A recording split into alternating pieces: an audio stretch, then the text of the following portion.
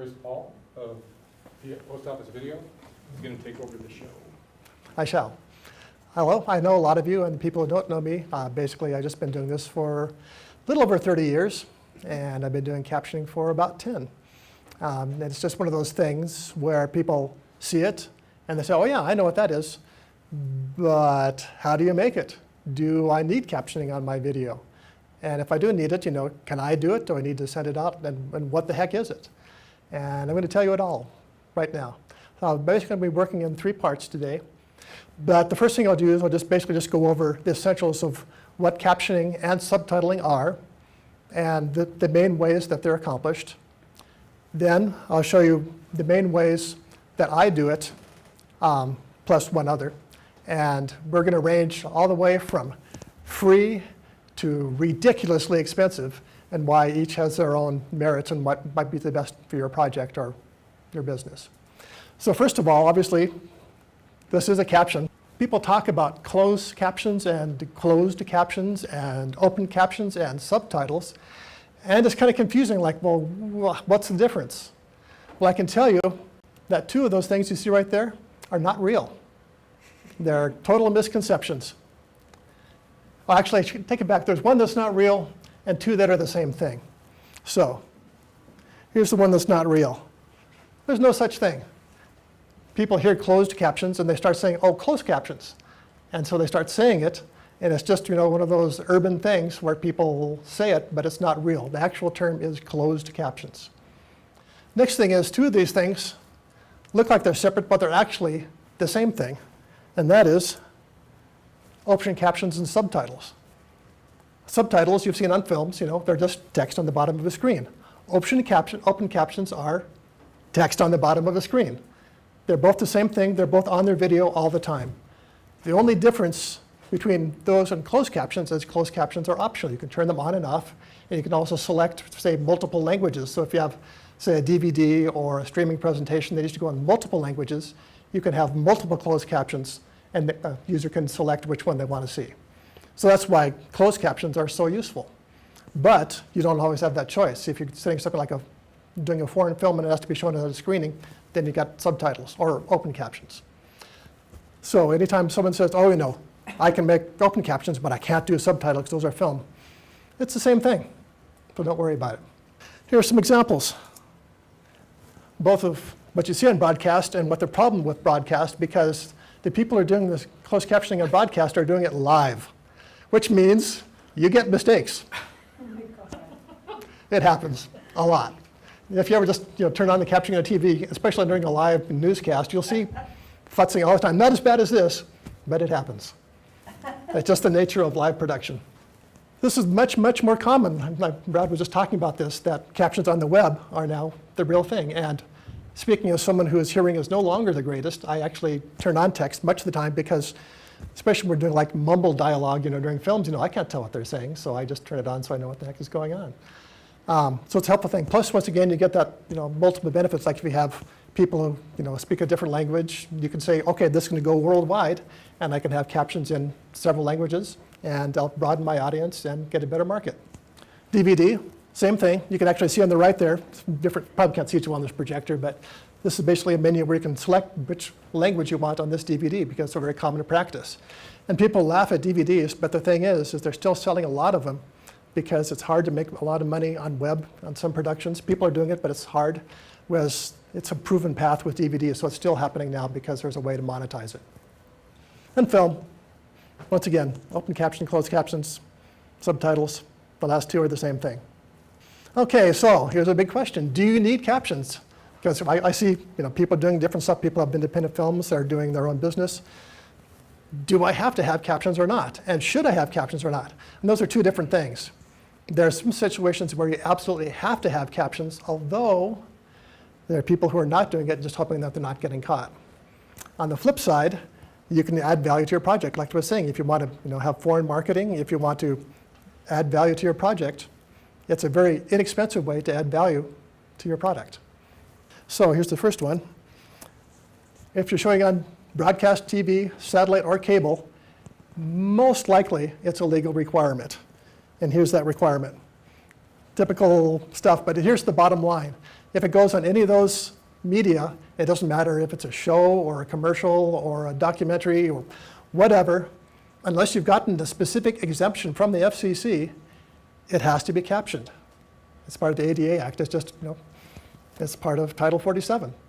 It's just now, you will see, if you want to, you will check, you don't always see programs with it, but that's because they're just skating and hoping that they don't get caught. Most of us don't want to get caught because who wants to pay a fine, right?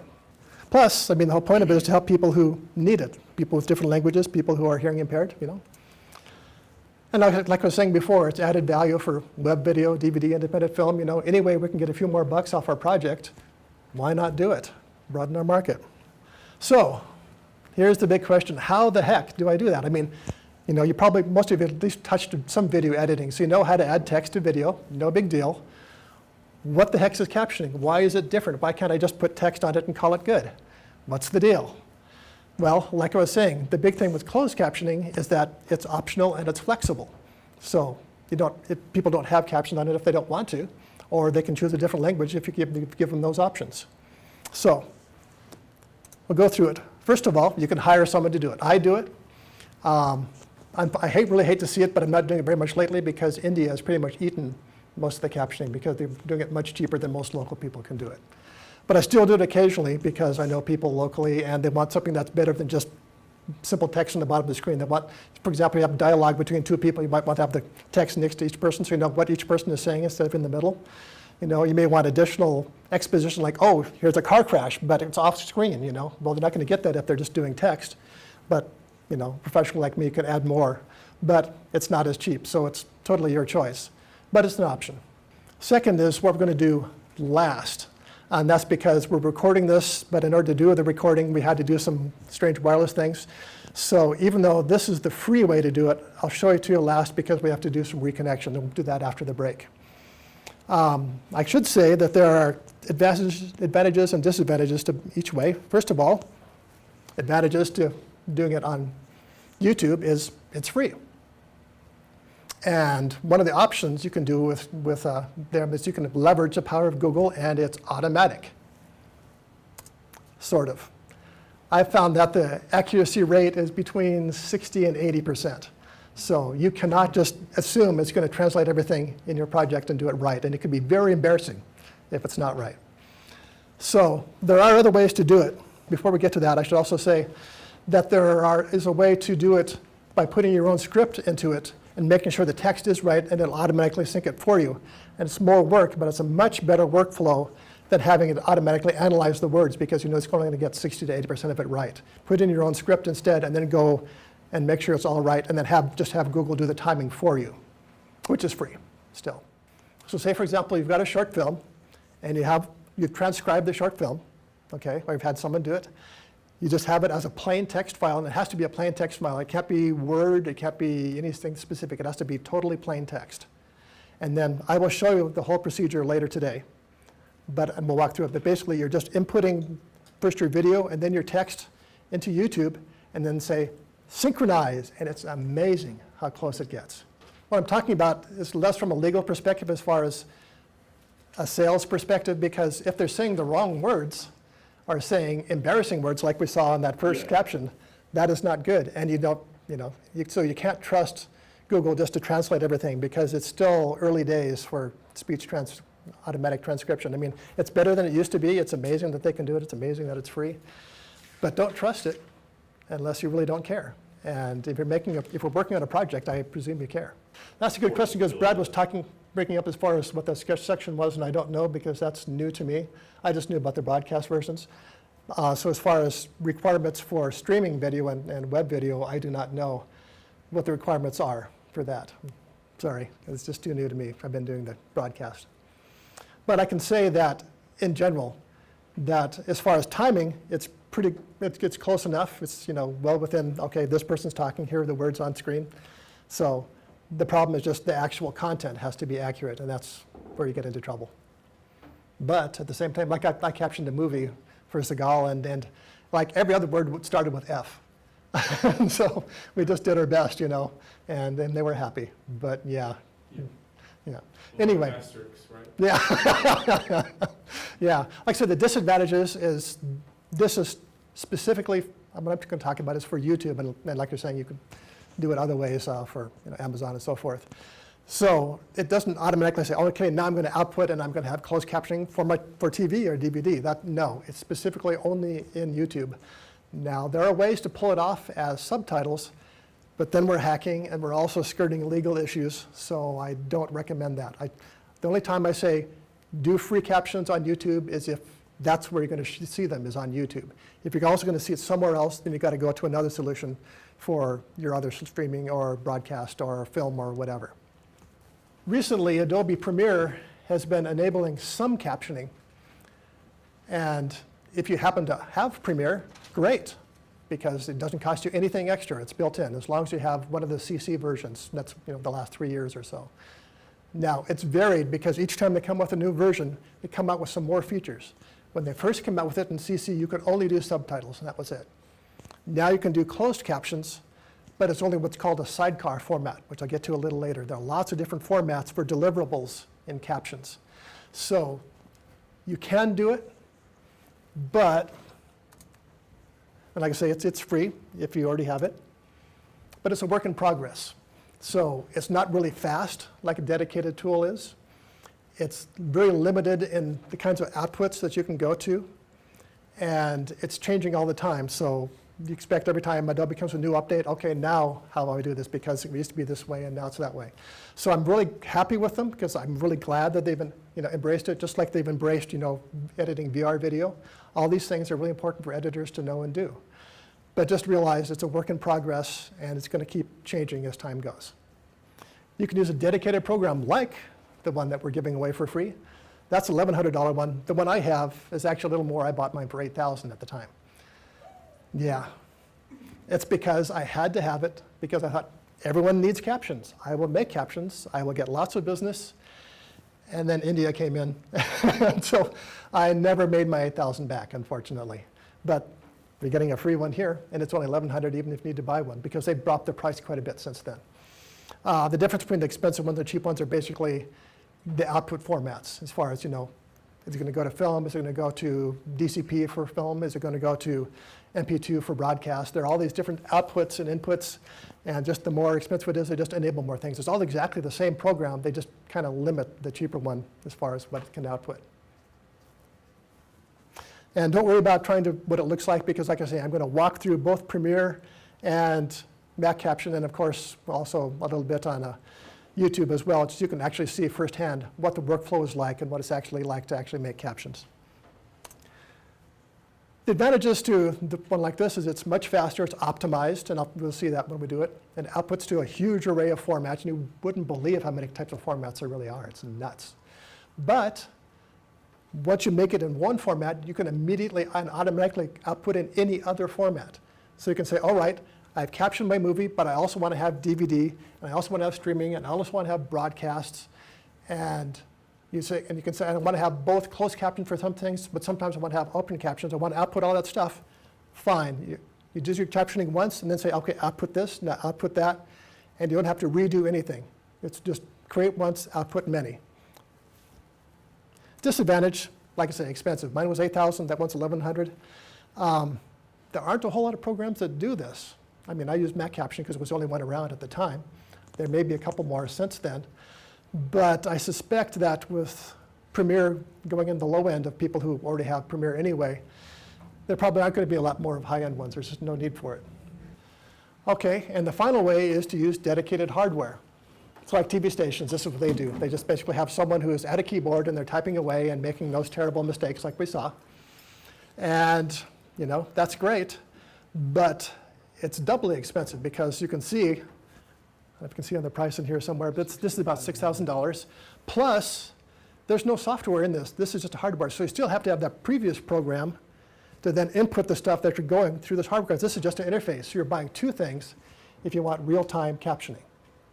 Some of the time that, for example, if they aren't live captioning, what they're going to do is they're going to say, I'm going to run this show, and it has captions. Sometimes they'll come in as what's called a sidecar format, which is what Premiere puts out. And so you have your video as a file, and then you have this little text file, which is your captions, and it runs them simultaneously, and it just embeds them in your captions in real time onto your video. Sounds wacky, but it's a very common workflow in the industry right now. Although I have to say, none of the local stations here will accept that. We'll get into that as well. But as far as if you're going like national broadcast, that is the standard. Go figure, huh? We'll go through that too. So advantages, real-time output, once again, outputs to most formats, and once again, expensive, and if people are providing the files for you and you're going to make your own captioning files to go through it, then you've got to buy the other piece of expensive software too. So you're buying two things. So it really depends upon what you want to do. Unless you have, need to have the real time, I don't see any advantage to using the hardware. And I think just, something like MacCaption would work just fine for most people, or even Premiere if your needs are not so great. So here's Premiere, and you can see, here's your usual timeline. Here's some audio, here's some video, here's some captions. Well, how the heck do we put these captions on there? Because you can see, oh yeah, there's some captions right there. How did this happen? Well, I'll show you. So here's a basic PSA that I did for DWI. This job, I've seen it all. Okay, so fine. How do I get that stuff into here? This is not the same as creating titles. This is a completely different stream. You probably saw that, right? The reason for that is because when you output it, it's going out as a different file. If you put just regular supers on your stuff, nobody knows it's captions, right? It's not a separate caption file. You've got to make a specific caption file. So let's do that. First of all, let's go through here. There we are. OK. First thing to do is go ahead and make a caption file. If you go to New Object here, one of the things you can see here is captions. All right, let's go ahead and do that. Now, make sure that it's matching your project. And if you notice right here, the time base is 24 basically. You may not know this, but no local TV station will accept anything in 24. It's all got to be 29.97. So, Really? yep. I didn't know that. Wow. Yep. Yeah, the reason for that is because they don't want to do anything to your project to put it onto air. They don't want to touch it. They just want to drop it in and air it. If they have to do anything, they have to pay somebody, and they don't want to have to pay anybody to do anything. So it's got to be 1080p. It's got to be 29.97. And it's got to be an MP2 file. And most people have never heard like MP2, what the hell is that? I've heard of MP3, what's MP2? MP2 is MPEG-2. It's the format that is the broadcast format for terrestrial use in the United States. And most of the broadcasters want it in that because then they can just drop it right into their server and play it without any conversion. If you give them a quick time, then they got to convert it. If you give them an H.264, they really hate it and then still got to convert it. But if you save them all the trouble, they'll like you and they'll be much more likely to run your program. Plus, you'll have fewer problems. Another reason is because captions are generally interpreted as running 29.97. So if your project's running 24 and your captions are running 29.97, they're not necessarily going to sync up. Okay? So here's the first thing we got to do is change this project from 24 into something we can actually use. This is some of the stuff I got here. As with most editors, I'm really obsessively organized because you've got to know where everything is and what you're doing, okay? So I didn't actually make this spot. It was given to me to Caption. And what they gave me was source video, which is this, which we're looking at, which is 23.978 QuickTime. And then they also gave me scripts. Problem is that both had to have some work done to them, like I said. For example, I had to convert this video, which I did, into MP2 at 29.97, and I just used Media Converter to do that. You can use pretty much any media conversion program, like if you have, Apple, you can use, compressor instead. That's fine. Doesn't matter as long as you're going to their standards. Make sure you really do understand what the standards are, because if you just say, oh, it's an MP2, the stations will say, but I want this frame rate, I want this cadence, all this stuff. Their engineers are very picky because it's going directly into their air. So when in doubt, ask them. And then you can just go ahead and dial it in specifically in your compressor, and there you go. Once you've got that, then you can bring it back into your captioning program and work from there once it's all dialed in. Okay? If it's going to Amazon, it's going to computer, everything is fine. If it's going to DVD, most DVD players will play, 23.976 or 24 now without any trouble. But broadcast is dinosaur time. And They're PBS very is- specific. PBS is actually still interlaced. It is. In fact, that's the other thing. Yeah, it's got to be. If you go to KME, Yeah, it's you're right. I 65. should have said that. It's actually MP2 1080i. Yeah. Yeah, and 29.97. So if you want a good program, you do it yourself and make sure it's good before you give it to them. So they have no way to mess it up because, if there's anything that can go wrong, it can, and it often does. So make sure you give them what you want. It's supposed to be Redbook, but in reality, it's by station. Yeah, which used to be a pain because for a while, ABC was doing 720p and everybody else was doing 1080i. Everybody's now settled on 1080i for broadcast. But like you said, if you're going to, web video, then no problem. And so what may happen, and what happens with a lot of people, is you may have to make several versions of your project and say, here's one that's going to broadcast, it's this way. This one's going to YouTube, it's that way. This is going to DVD, it's the third way. Just plan on that and build it into your budget. It's not a lot of extra work as long as you plan carefully so that you're not redoing stuff that you easily could have done at the front end and having to do a lot of work at the back end. So, like I said for here, if you're doing multiple types of captions, use a program unlike Premiere where you can just say, it'll output all the different kinds of captioning you want instead of having to go and say, I can do this here, but then I got to hire that out there. And by the time you hire it out there, you spent money that could have bought you, like your own captioning program. So think ahead, plan ahead, save money. Basically, most of the time, most of my captioning is going to local broadcasters. And most of the time, they provide me something that's not to specs. So I call them up and say, hey, here's what I've been dealing with these stations. I know what their specs are. Here's what we need to do. Do you want me to convert it? Do you want to convert it? The captioning is local, but I send spots all over the country. And different stations, even on the same network, will have different requirements. So you just have to know. And what I often do is I just set up, this is not part of the class, but some of the compressors you can do is like smart folders and say anything you drop in this folder will be compressed to that. Or you can use droplets and say anything I drop on this droplet will compress to that. And just basically find ways to give yourself shortcuts so that, okay, I know this station, anytime I make a spot for them, it's got to go to this format and just have it ready to go as a template and just drop it in and stuff. Remember, was it this, was it that? Or having to look it up? No, you just have it built into your compression program and say, this is what they want, go. Okay, so I'm just about to make some captions in Premiere now. Now, Premiere is a fairly simplified thing compared to MacCaption, but there still are a couple things you need to know. The main ones are the 4 options of what it's going to be. Now, the first one is basically for standard definition video, hardly ever used anymore. Most of the time, you're going to select 708. This is high-def digital captions. Most of the time, that's what you want, unless you're doing open captions. So you can select that. Teletext is, I don't know anyone who still uses teletext. I mean, it may be used in some government areas perhaps, but it's a very old technology that I don't think hardly anyone ever uses anymore. So bottom line is, if you're doing closed captions, use CEA 708. And if you're doing open captions, just say open captions. And as I said before, if you're doing open captions, all you're really doing is subtitles, right? Which is, in Premiere, kind of a strange thing, because why would you want to do that if you could just put supers on it in the first place, right? Kind of silly, but it's there. Let's go closed captions. All right. Let's go, here we are. It looks just, at first, just like a regular little video file, and it just says, type caption in here. It's like, okay, I will.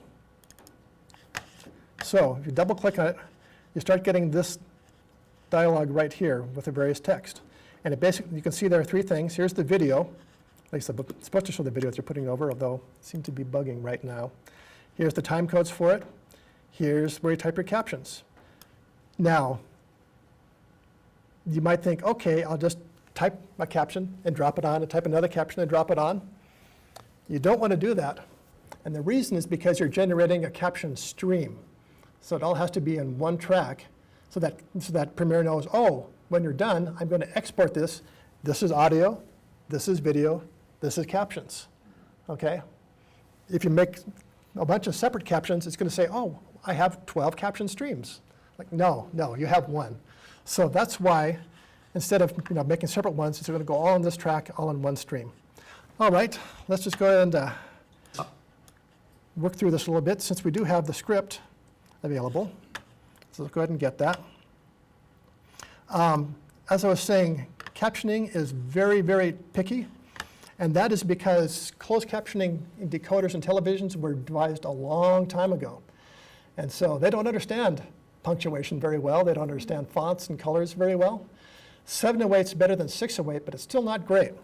So to start with, these original scripts that I was given were done in Word, and they wouldn't have worked at all.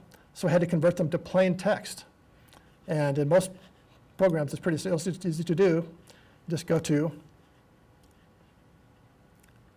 if I can remember right, I've done this, I need to do this in a while.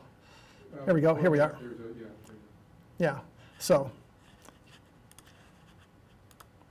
You're already in plain text. I'm already plain text, right? If this were rich text, instead of saying make rich text, it would say make plain text. I don't think I actually have those anymore because I've already converted the script that they sent me. Yeah, sorry about that. But that's what you would see. Yeah, and just make plain text. The reason is, and you'll still see some of the anyway, you'll get these bizarre characters in your captioning and say, I didn't type that. And it's because it's interpreting the formatting and things like Microsoft Word as garbage characters that make no sense. And that's what you'll see on the screen are these garbage characters. So first thing you got to do is, first of all, pare it down to just the script, that's the stuff that's in the script and nothing else, and then make it plain text. You can see, by the way, the script they gave me, there's all this other stuff here, things like spot 1 and name and officer VO and all this other stuff. That's not what people want to see in their captions. What they want to see is, what are they saying? So you strip all of that out and show just actually what it's showing. Now, if it's confusing as far as several people, you might say Bob and then their name, and then Sally and their name. But if it's just one person, why do you have multiple narrators? And same thing like Officer VO. Most people don't know what VO is, but most people write scripts, that's just the normal thing they do. So you basically got to just go through, strip out everything that you don't want to see on screen and show just what people actually want to see. And I strongly encourage you to watch some captioning, just turn it on your TV or on your laptop, whatever, and see what people are actually doing. And learn not only from what's going right, but also what people are doing wrong and say, oh, here's what I should do to make this better. So we've stripped out all the gobbledygook and we made it plain text.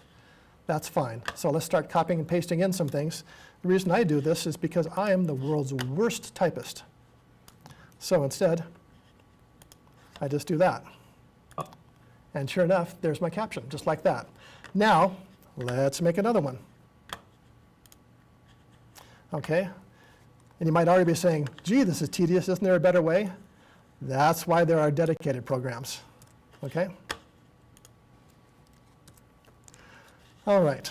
Now, you might say, well, there are two things in this captions here, but why do I only see one thing? It's because we need to actually type in all of them before you can do the final thing. Like I say, this is a work in progress, and you can see how the timings are strange. So what I like to do is just go through, put in all the captions. So we'll just do that, because this is not very long, so it won't take us very long. Also, by the way, as far as common practice for captioning, 3 lines maximum. 2 lines are normal. Okay, because things go by pretty quickly and people just don't have time. And if you've got a big paragraph, people think in terms of, they said this, they said that. If you've got big long paragraphs with 2 people saying stuff, by the time you read the first person or the next person, they're confused.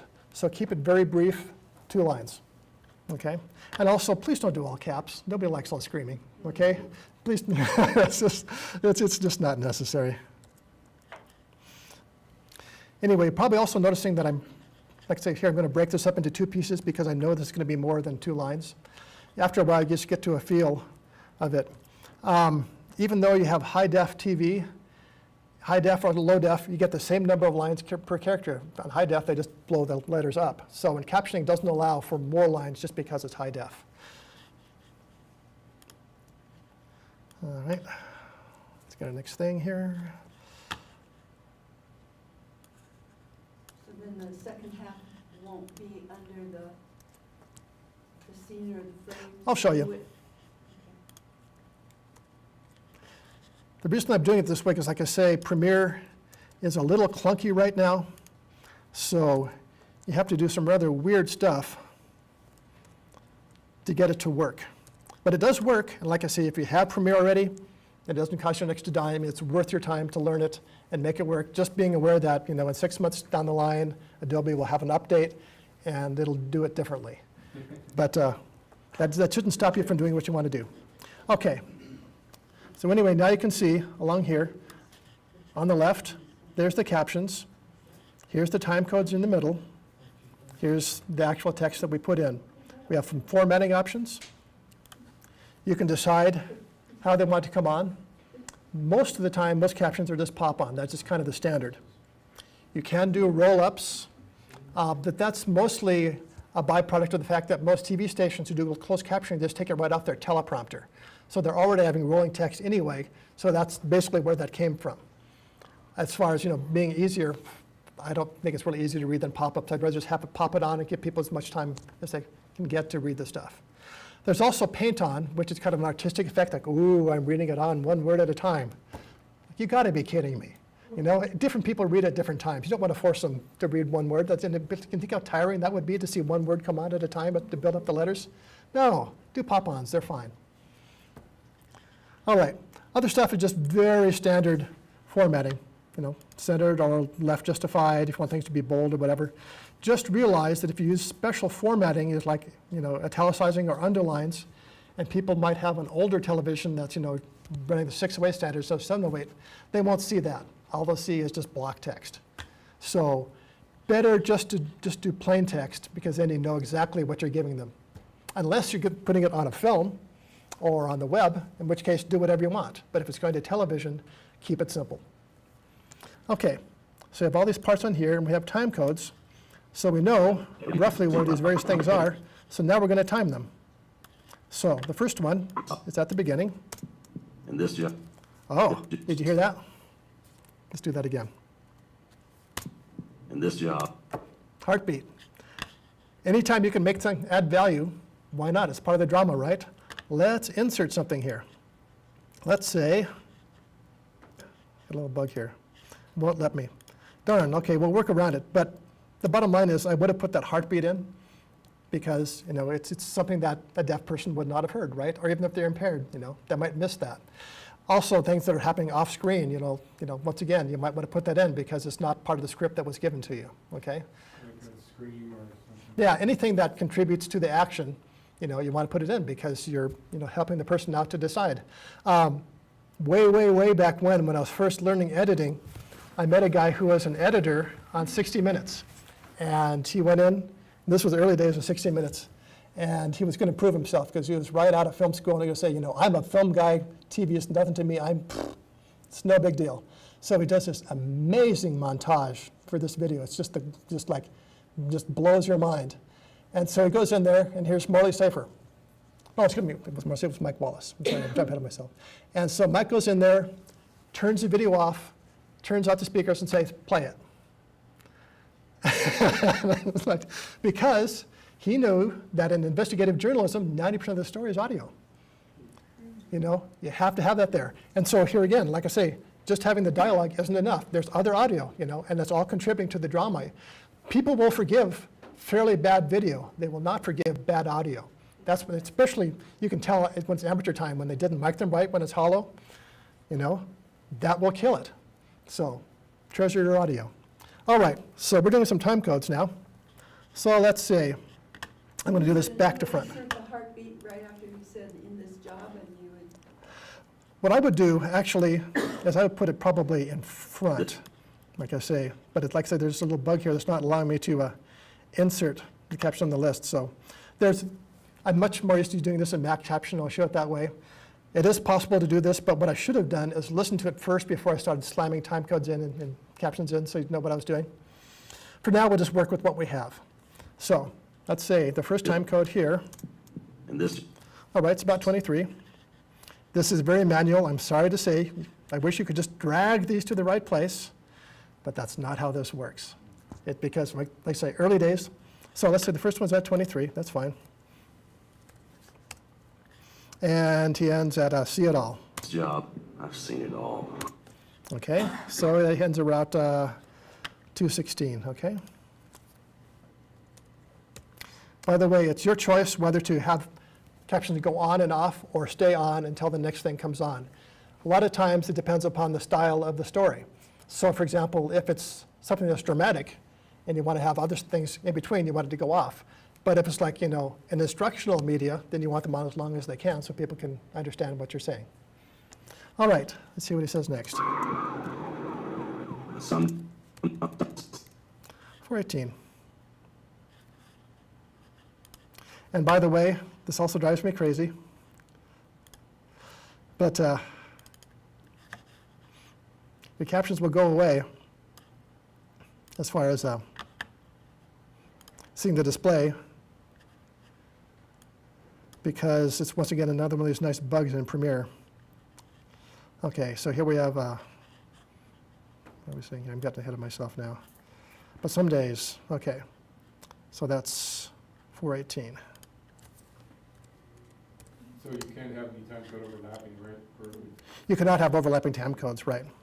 I'll tell it that the very last caption I have is at the last audio here. getting them off the roads.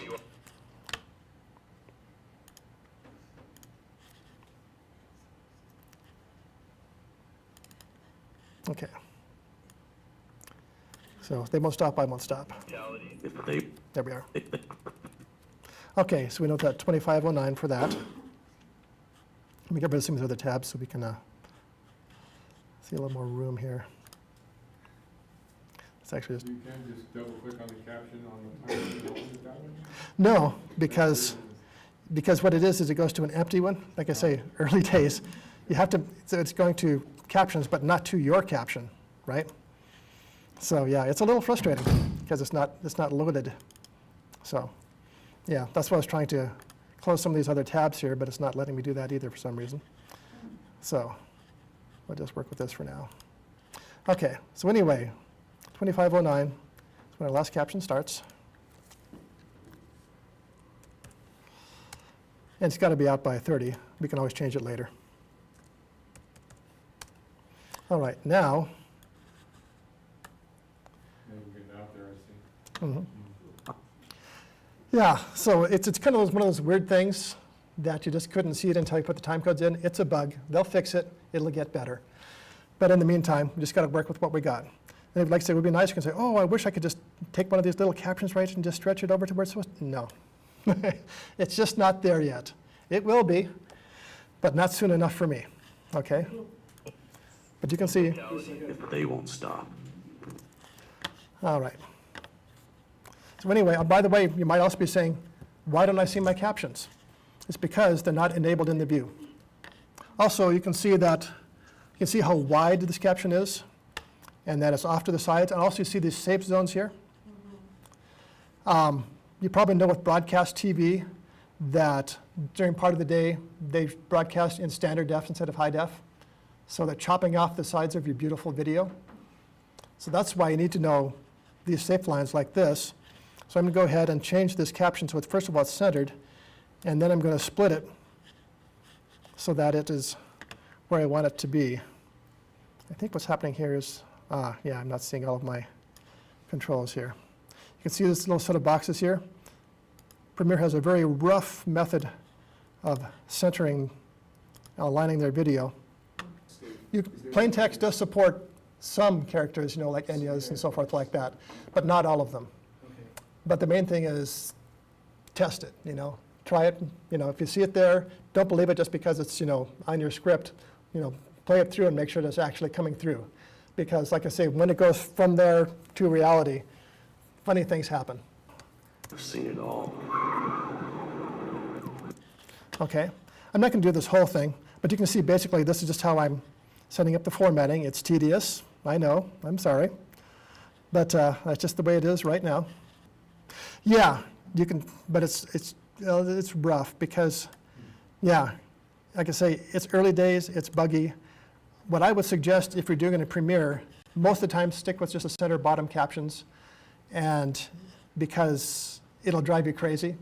If you happen to have a nice program like the one we're giving away, it's much easier, but Premiere's supposed to work this way. It's supposed to format, the way they set it up, but it's just not reliable, I'm sorry to say. Anyway, let's just do one or two more here, and then I'll show you how to get your captions out of here, and then we'll take a break, okay? So, we've got our second thing here. Make sure our timing is good. Some days, Yeah, 5:05 is what we had, so that's fine. Oh, and by the way, yeah.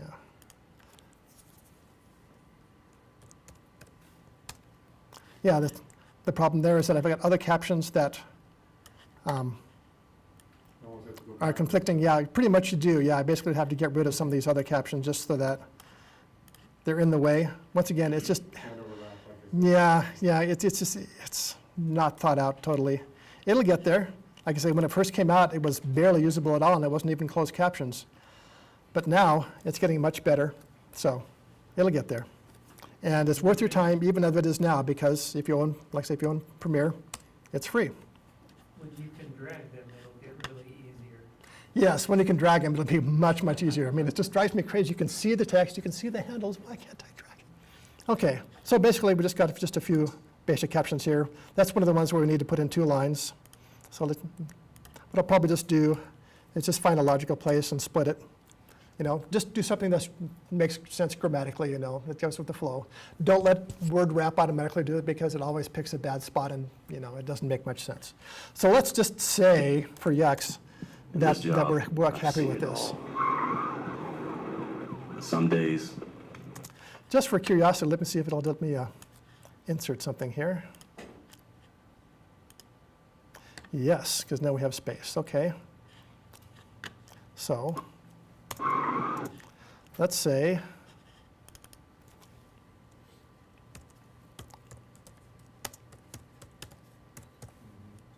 Sometimes I've seen like where it just says music playing. right. It's like, what music? Honestly. Yeah.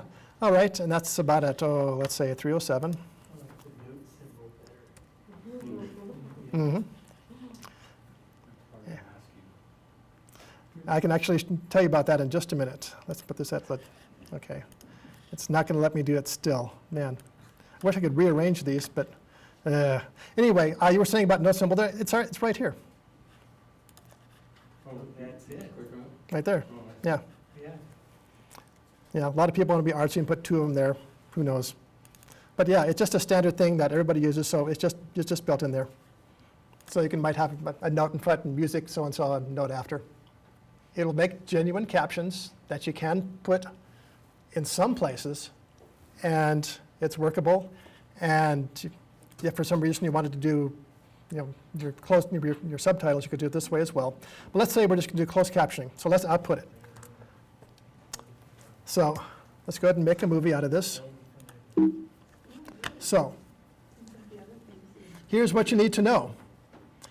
Right now, Premiere only exports one kind of subtitle format, and that's called sidecar.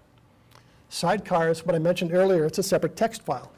So if, say, for example, you're make something, say a short film, that you're going to go have projected like in a DCP package, great, that's what it wants. Sidecar, yeah. Like a motorcycle sidecar? Yeah. Yeah, basically what it is an additional file that is next to your main file. And it's all just a very small text file. But what it is it's loaded at the same time as your video. And since it has markers in the text file, the video knows when to play those various captions. Okay? So it's just basically based on the time code of the video. All right? That's fine. Like I say, if you're going to go put something that's going to go to a short film festival, or something that's going to go, say, online, if it's a QuickTime that's going to show on, YouTube or on, Amazon or whatever, that's great. What if you want to go and put it on a local television? No, because local television only use what are called embedded captions, where the captioning is actually inside the video files as part of the video file. And that's a whole other thing, and that's another reason why there exist hardware and software specialized programs other than what we have here. So, bottom line is, where's your project going to go? If it's going to go to a film festival, if it's going to go on the web, great. This will work just fine for you. If it's going to go on a local broadcaster, call their engineer, say, will you take a sidecar file? If they say no, then you're going to have to either do the other second way that I'm going to show you, or you got to send it out and have it put into an MP2 file. All right? But just let me quickly show you. Just for, let's say that we're going to go on the web. So we're going to use, an H.264. I'm just going to go onto YouTube. So we'll go down to YouTube and get one of the nice presets that we have here. It's going to be 1080p because, I love that. Now, you go over to other tabs here, and Captions. Export option, create sidecar file. That's what we're going to do for this video.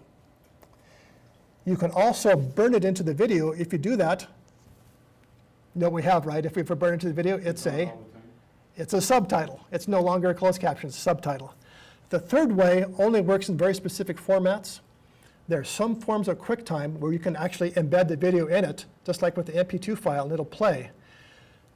But there are only some of them, and so they have to test it and see. In my testing, in my experience, it doesn't work for YouTube to do this. You can do it and put it into like a ProRes file, which is another option they have here, give that to them, and then they actually translate it and it works. But if you want to do it as the final H.264, then no. And the reason why I don't want to give them a ProRes is because, once again, I want to make sure I'm giving them the video quality that they're going to show on YouTube. And if you give them a file that they're going to convert, they're going to go through their computers and say, there, you're done. But if you make it the way you want to go, say, I'm going to optimize it for this much quality as opposed to this much download speed, because I know my customers don't have the fastest internet. I want to optimize it for what my customers need, and YouTube is not going to do that. They might give them a few choices, but it's just randomly saying it's maybe this or maybe that. But if you know specifically, you can tailor it and make it get a much better result than having YouTube do it. But then you lose the embedded captions. Now, maybe Amazon, maybe it'll work with them. I haven't tried it with them. I've only tried it with YouTube. But the bottom line is, for now, the only reliable ones out of Premiere are to create a sidecar file, which is great, as long as it's, or else you're going to go to burn it in and actually create subtitles. And here again, maybe this is a way where, once again, if you're saving yourself some money, say if you got a 90-minute movie, and I say, I want to subtitle this for some people, but I also want to have captions for when it's on DVD. Great, you did it once here, you export it once with the sidecar. It's going to go to, the distributor as far as being, a DCP, or maybe going out to a DVD, with your sidecar file, which is great. And I can do a second export, and suddenly I've got subtitles. So now I've got 2 for 1, and I didn't do any extra work because the same program made both. So always look for ways to save yourself time and money by looking ahead. Okay? There are actually several, but it usually comes out as SCC. SCC. Here are the possible ones. Oh, SCC, okay, that's. Yeah, here are the possible the ones that you can output. SCC is by far the standard, and that's the one I recommend. It's the scenarist one, and it's pretty much one that everybody accepts. The funny thing is there's a MacCaption one, but even MacCaption will use output SCC among other things. So, and the big thing is too, is that not only will SCC work in your GCPs for film, but you can take it straight into DVDs, and that'll be your subtitle track on your DVD, the same format, SCC. So just always choose that. Now you can use the other ones if specifically need it for a different, but when in doubt, this is the one you want to use.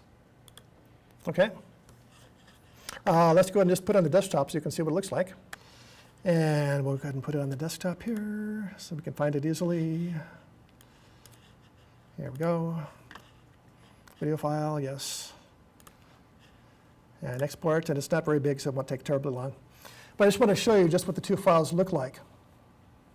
Now, when you play this video in your video player, you're not going to see the captions because, like I say, the captions, once again, are not embedded. They're going to the sidecar file.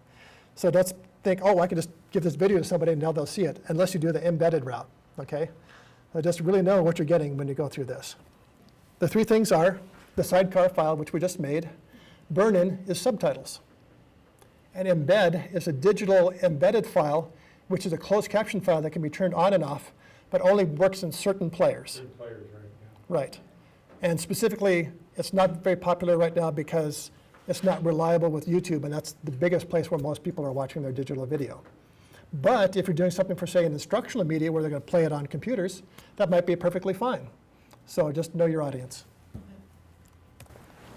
So we've been through Premiere and a little bit of the basics and seen that it does work in some circumstances, and it can be done with limitations. But let's say you don't want limitations. Say, I want to do this as a business, or I don't want to be held back by that. I want to do it my way. Then you need a dedicated program, and my favorite one is MacCaption.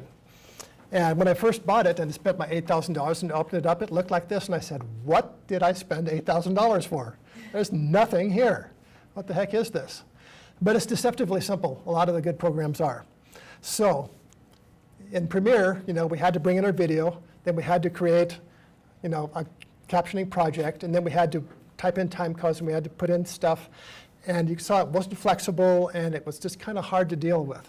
So how does MacCaption deal with it? In this job, No big deal, nothing special. Now, let's take our script. And by the way, if you don't have a script, there are several ways to get it. Some people try to do the automatic thing through Premiere and have it transcribed for them. Once again, it's not reliable. There are people local, like Ruth Frank, for example, who the one I usually hire, does wonderful transcription, super fast. Why not go with someone who will do it right and do it fast? So that's the person I usually do to have transcriptions, unless they already have a script, which these people did. But if they don't have one, rather than sitting down and try to transcribe it yourself, just say, here, she charges $40 an hour, super fast, super good. Anyway, so let's say we do have the script here. We take our script, and it's the English. Drop it in here. And it asks a few questions. Do you want to combine them to make captions? Yeah. Want 2 rows? Yeah, because that's usually the normal thing. Pop on? Yeah. Western text, usually that's fine. All the defaults usually here are usually fine. So you'll say, OK. And there are my captions, just like that. So, like I say, I just dropped in the text, and there it is. By the way, remember what I was telling you before about the weird characters? Here are a few of them. And you might say, well, why is it showing me this garbage? It is because that's what you'll see on the screen unless you fix it. So it's basically helping you out. So instead of saying, oh, everything's great, and then putting it on, putting on the video and then playing it back and say, what the heck is this? It's giving you a preview of what these characters will actually look like when decoded from an actual closed captioning decoder. And most of the things that it has trouble with are things like conjunctions or abbreviations, that sort of thing. Most of them are like things like here, I'm. And there are a few extra formatting ones too. And this was even after going through, converting it to plain text, and still there are some of these garbage characters. Yeah, it's amazing. It's just because there are these hidden things in text, and you don't know they're there because they're hidden until you do captioning, and captioning shows everything, and suddenly you have trouble. Get that right. This is even from the plain text file? Even from the plain text file, there are still a few things. And like I said, they're usually, if you're using like, I'm or if, or anything that you're, using an apostrophe or something like that, that's the most common problem. Also, even though this breaks us up into some nice blocks, it unfortunately didn't do it in ways that make sense to me. So at this point, the next thing you would normally do would just play the video and figure out where you want to break these texts so they make sense. in this job, I've seen it all. Someday, Okay, so there's a big space between those two things, right? So we want to put some space in between this text and that text. And we say, well, how do I do that? Well, just go up, select this one, and say, insert. And I remember, they've changed the icons on me. So, but I believe this is it. Yeah. Actually, first of all, let's put the heartbeat. And we'll put that at 0. Wait till you see the timing. It'll be even more interesting. But let me just do this first. So let's say heartbeat.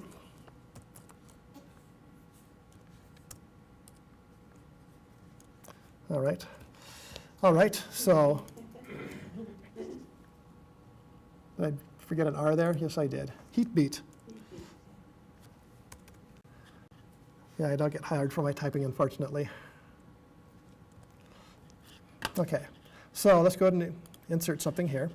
And we're not going to go through all of this by just showing you basically how this has some nice formatting things that makes your life a lot easier. So I've inserted this, and now I just want to basically push some of this text down into here. okay? And maybe pull some of this text up into here. Okay? Basically, it treats things like captions rather than treating it like video. And so that's way more efficient. All right? And we can go through on and so forth. That's what you have formatting. But here's my favorite thing, all of this. You still have to time it, right? So first of all, we go through and listen to roughly where these things are. In this job, I've seen it all. Some days, feels like I'm stuck on repeat. Another day, another drunk driver. Sometimes the same guy, again and again and again. Until some... I need to push this one down just for formatting here. All right, so let's make another one here just for, give us a little extra content. All right. After a while, you get a feel for how much will fit on a line.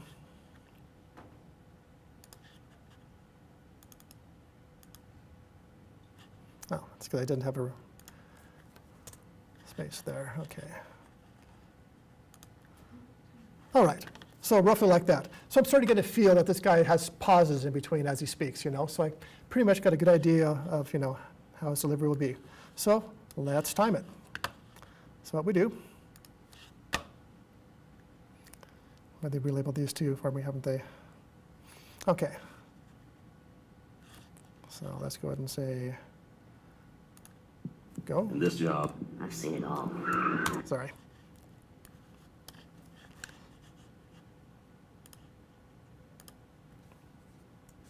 Okay.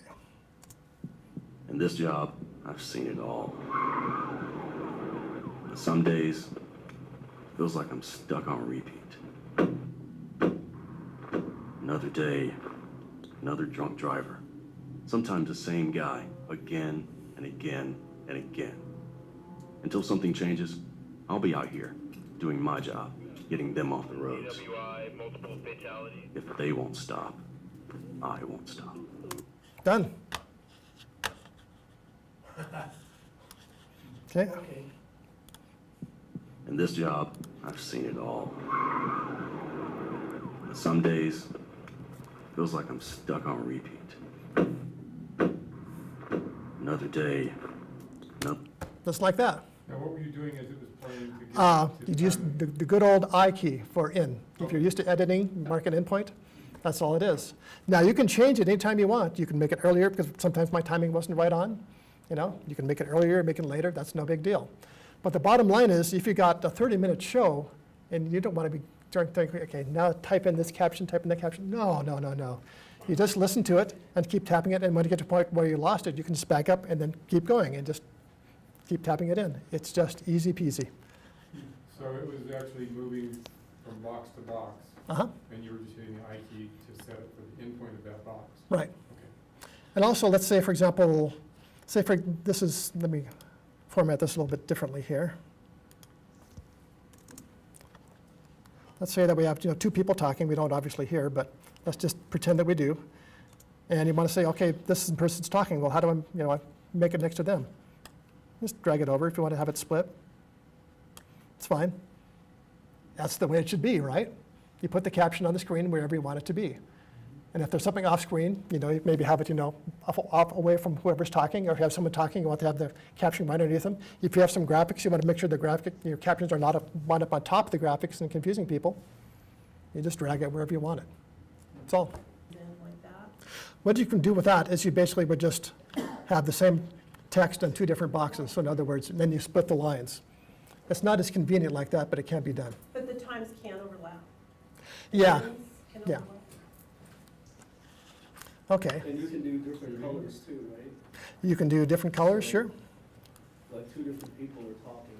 Yeah, you can change the color, you can define. Now, once again, if it's going to television broadcast, you don't want to do different colors because a lot of the closed caption decoders and TVs won't see that. They can see if it's upper or lower, and they can see some special characters, but they don't know. But a lot of times what they come through, a lot of them will be all caps, actually. in some of the older ones. So you're very limited. If you're going on a film, great, do whatever you want. If you're doing subtitles, do whatever you want. If you're going on YouTube, great, do whatever you want. But if it's going on TV, keep it super simple, because there's going to be some folks out there, and they're very likely to be very people who actually need this service, where the stuff that you're trying to put into it won't show up, and they won't get that benefit. Now, I remember earlier you were saying about when we were converting video and like all the different formats that you can convert to and how crazy it is. Check this out. You're going to show us that. These are just the embedded formats. If you're going into MP2, for example. If you're doing standalone files like sidecars, these are other formats. If you're going to web files, and you notice there were specific ones for Crackle, for Netflix, for, they've got it dialed in for customers. You were going to a screen, and that was like your option, and now it's like, it'll look, you do it on a PC, it looks totally different on a Mac. Like, But once again, it means that you can caption this thing once and say, okay, then my project is going to go on TV, it's going to be on DVD, it's going to be on the web, it's going to go to a film festival. I need all those 4 different formats, caption it once, and then just go down and select each export, and you're done. You don't have to redo anything. And unlike Premiere, this one will actually do embedded media. In particular, you can do MPEG-2, which is what the local stations in Albuquerque ask for. It's embedded in that specific format. You don't have to do anything special, just say export, and well, actually, there was one thing. You actually have to import. We don't have time to go through it now because we're getting short on time, but basically, you create an MPEG-2 movie in compressor or media, whatever, and then you say export this MPEG. It'll say, okay, where's the MPEG file you want me to insert this into? You find that, click on that, and it'll insert that actually into that digital file, and then it now has that file inserted into it. So it's not necessarily when you're playing on screen, although it can be. Yeah, but the bottom line is basically you do need to make an MPEG-2 file first, because this won't make any video files itself. All it does is insert stuff into files or creates standalone files. It doesn't actually, it doesn't actually edit anything. It just does captioning.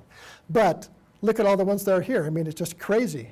So if you want a one-size-fits-all program that does all those things, this will do it. And if you have, for some reason, you're on a situation where you see one of those boxes like I showed you where you have hardware doing it, once again, this is actually doing it for those standalones. It'll actually go ahead and say, oh, it'll actually go in real time, and when you see them, they'll actually not be typing it into that box, they'll be typing it into a laptop that then goes to that box, and then they'll be running this program to go into it. So it's a good program to know. So I don't know how familiar some of you are with actually making your own videos, but I do it, and it's really easy to do.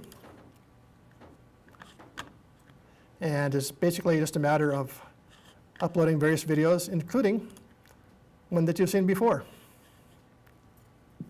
In this job, Right. I've seen it all. And let's say that we want to add captioning to this video on YouTube for free. A couple ways to do it. The easiest way, but the least reliable way, is it just comes up and says automatic. And so it'll try to translate, as best it can. Now, no guarantees, but let's give it a go, huh? See how we do. In this job, I've seen it all. Some days, feels like I'm stuck on repeat. Only one word wrong so far. Another day, another drunk driver. Sometimes the same guy, again and again and again. Until something changes, I'll be out here, doing my job, getting them off the roads. DWI, multiple fatalities. If they won't stop. Multiple modalities. So there were a couple problems there, but for free, that's not bad. But that's not the only way to do it. The other way to do it, How do you get to that to edit it? what's that? How do you get to that to edit I will show you.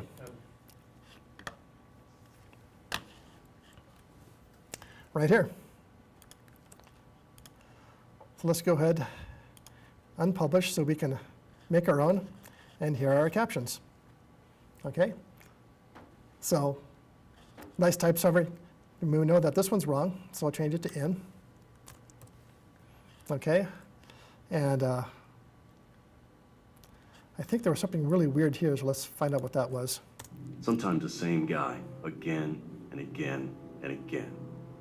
Until something changes, I'll be out here, doing my job, getting them off the roads. WI, multiple fatalities. Okay, so what's happening there is we're hearing the radio, right? Pretty Right. impressive. Yeah. Well, what I might do is, Multiple fatalities. mhm, Oh. It looks like it's gotten a lot better, because I remember Right. it'd be like, you know, if you were bored on Friday night, it would be pretty funny, the stuff that you would see. so it might do something like, say, police radio, something like that. Police radio. Mhm. I've never done this myself, so I'm learning right along with you.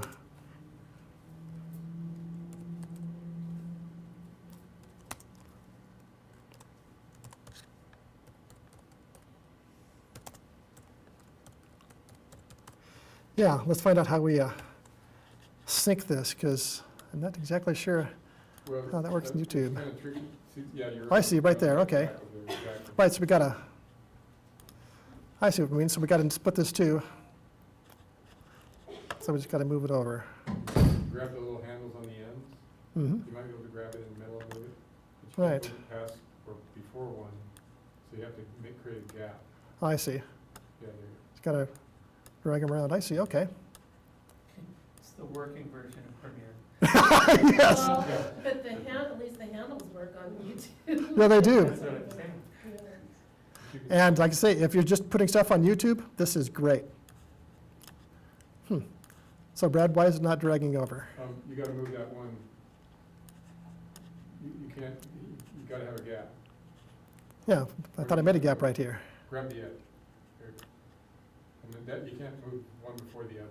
Oh, okay, You can't do that, that I know of. okay. Can you do, you can't do it on this? You might be able to do it over there. Let's see. So what I maybe just need to do then is just change what's in what text, so let's do that. Look at the time code numbers, Right, and they can't be before each other. right. Can So it's you got a put the similar pages problem there, but we can work around it here. Text, yeah. Well, Here, but I mean. doing my job, getting them off the roads. WI, multiple fatalities. If they won't, Okay, so what we'll do is we'll just change around the text.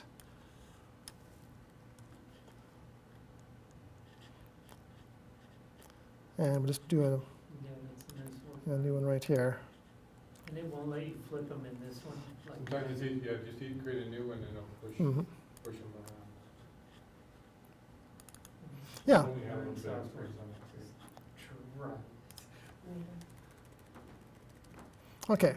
But you can see basically, it's not as easy as MacCast, MacCaption, much easier than Premiere, but only on YouTube, right? But if it's going on YouTube, it's a blast, right? Way more intuitive. It's not too bad. Well, if you think about the technology that must be running behind. It's crazy. It's totally crazy. anything changes, I'll be out here, doing my job, getting them off the roads. WI, Okay, so we might tighten this up a little bit. Like I say, learning from me too, because I've never actually done this, because I've always done it on, Doing a good job. yeah. I'm the same guy, again and again and again. Until something changes, I'll be out here, doing my job, getting them off the roads. WI, multiple fatalities. So it's getting closer, but you can see. Fatalities is in sync. Yeah. Yeah, cool, huh? There's also, I've heard there's a way that you can actually upload your own scripts as well, if you want to. But personally, if you're on low budget, what I would do is just run it through, let it do its best, and then go back and clean it up, like we're doing here. Kind of an FCC file uploaded and it puts it in there. It's not an SCC file, it's a plain text. No, you can upload an SCC. Oh, it is an SCC? Oh, really? I thought it was You plain can text. do an SCC. Okay. You can also do text. Oh, great. Okay. Yeah, and then, once again, you can actually tell it to sync it. It'll do actually a reasonable job of actually syncing. But, But once you get this mm, right, you can also export the SCC. From here? Yeah. You can really? And use it in other places. I think under Actions let's find out. is export. All right, where did you see that? Under the Actions button there, just above your subtitles, Okay. on the left. Have the Oh, left. right there. let's see, download, go to download. Wow. It's SVB actually is the file that it's doing. But it is a captions file. It's not the SCC, which is more universally accepted, but it's an SVB. SBV. SVB, okay. Yeah. Huh. Yeah, right there. SBV.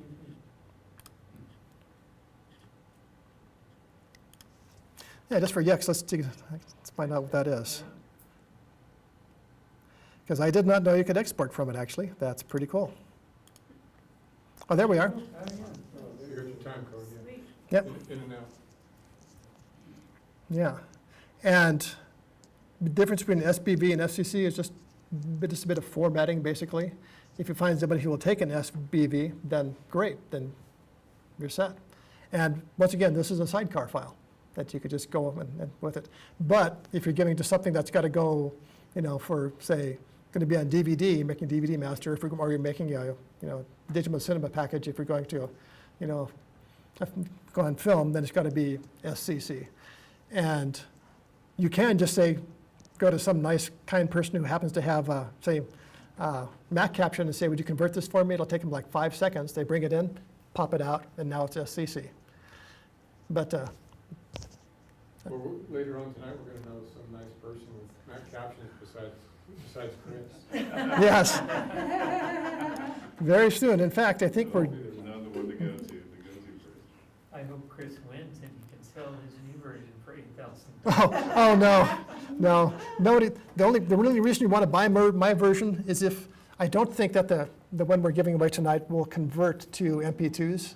I think that's one of the plug-in modules that costs more for the higher end version, I Like think. embedded MP2s, if Yeah, you do it. yeah, it won't do that, I don't think. I mean, It's $1,100. yeah, Well, it's called the desktop version. yeah.